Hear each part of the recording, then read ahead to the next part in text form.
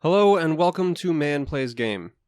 The Wild Gentleman made a game called Chicken Police, and I played it. 2 whiskeys, kid, and no horsing around. I've never heard that one before. Chicken Police is a point-and-click noir adventure that takes place in a fictional 1930s-style world populated with animal-human hybrids. The story follows Sonny Featherland, a cop about to retire, being pulled into one last mystery. After reuniting with his partner Marty McChicken, the Chicken Police take to the street to get some answers. The story introduces many vibrant and well-voiced characters, memorable settings, and some good intrigue. The backstory is detailed and thoughtful. The lore sheds light on the order of the world and deepens the main plot. What is refreshing is that the Wild Gentlemen apparently have made this full world and are only showing enough to make the story work. They avoided the pitfall of trying to shove every single idea that they had into one game, and if they ever made a sequel, I have no doubt that it would at least have an interesting story. The dialogue was very tongue-in-cheek for a noir. Deadpan one-liners and references to other pop culture icons came close to breaking the fourth wall, but never fully committed. The banter trended closer to the noir tropes with light sexism and a healthy amount of swear words. There were also lots of animal puns and colloquialisms with little animal twists.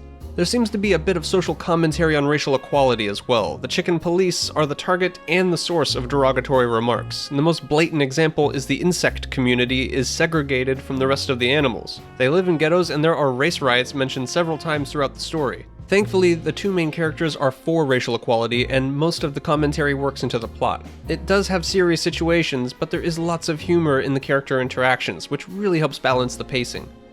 The gameplay is straightforward for a point-and-click visual novel. You can look, talk, ask, and interrogate. The more you look and talk, the more you discover about the world and the characters. You also learn things from asking and interrogating. The ask function gives you some fixed bullet point questions that may or may not further the plot, but they always have voice acting and it's always entertaining. The interrogation, though, is a substantial feature in the gameplay. There is a health bar of sorts that you keep full by asking the correct questions. There's also a focus for your questions that kind of acts like a hint as to which question is the right one.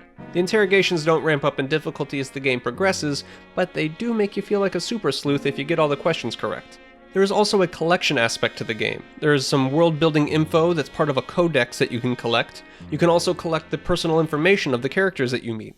And throughout all the settings, there are pieces of art and detective novels to discover. Some of these are very hard to complete, and I'm happy to say that 100% achievement in this game is actually an achievement. You have to be a thorough and patient detective to get everything in one pass. There are several locations to visit in the game, and some are temporary, so timing is everything. Depending on when you visit, you will meet characters that you might otherwise miss or not get to know, so it pays to be vigilant. I also need to mention the set design and execution is wonderful. In fact, the entire art style in this game is wonderful. Using 3D modeled sets as well as photos and cutout animation, the Wild Gentlemen were able to make a rather seamless aesthetic.